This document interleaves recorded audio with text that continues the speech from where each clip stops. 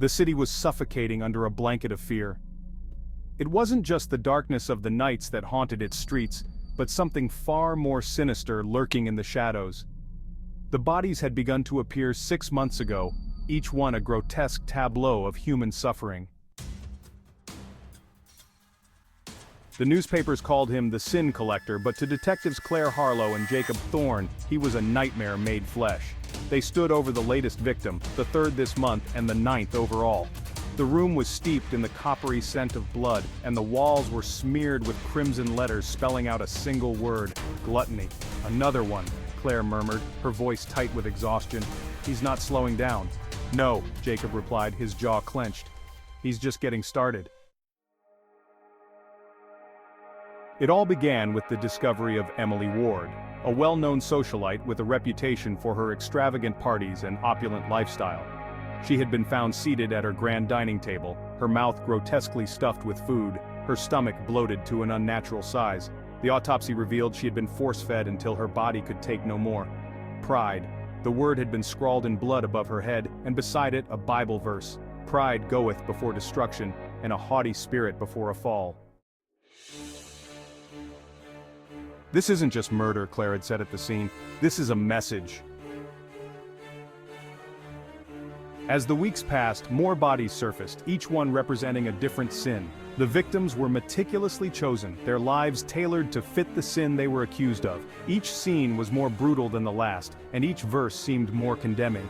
The killer was on a mission, and it was clear that no one was safe from his twisted sense of justice.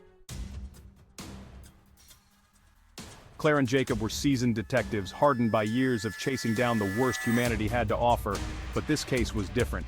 It gnawed at them, consumed their every waking moment. The Sin Collector was always one step ahead, taunting them with each new kill. Their investigation led them down a dark path of religious fanaticism and moral absolutism. The killer saw himself as an avenger, a purger of society's rot. The clues were there, hidden in the details, but they were scattered, fragments of a puzzle that refused to fit together. The tension between Claire and Jacob grew with each dead end. They were chasing a ghost, a phantom who knew them better than they knew themselves. The killer seemed to anticipate their every move, leaving them questioning their own sanity. As the body count rose, Claire began to notice a pattern, something Jacob had overlooked. Each victim wasn't just chosen for their sins, they were connected to her and Jacob in some way. A judge who had once dismissed a key piece of evidence, a lawyer who had defended a known murderer, a journalist who had tarnished their reputations. The realization hit her like a ton of bricks. This wasn't just about the sins of the victims, it was about their sins as well. Jacob refused to believe it at first, dismissing it as a coincidence. But as they dug deeper, the truth became undeniable. The Sin Collector was targeting those who had wronged them, punishing them for their perceived failures as protectors of justice. And he wasn't done yet. The final piece fell into place when they received an anonymous tip leading them to an abandoned church on the outskirts of the city. Inside, they found a room filled with photographs, articles, and notes, all about them. In the center of the room was a single chair, and sitting in it was their last victim, bound and gagged, a mirror reflecting their terrified face. Wrath. The word was etched into the wall behind the chair, along with the message, "Your turn." Before they could react, the door slammed shut, and the lights went out. In the darkness, a voice echoed through the chamber. "You failed them.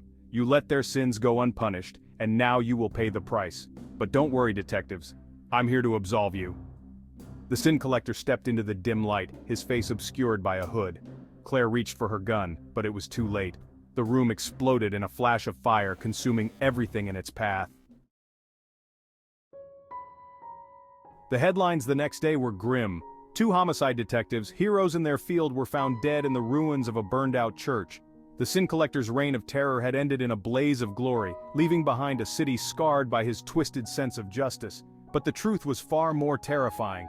The Sin Collector had completed his mission, but the sins remained, festering in the hearts of those left behind.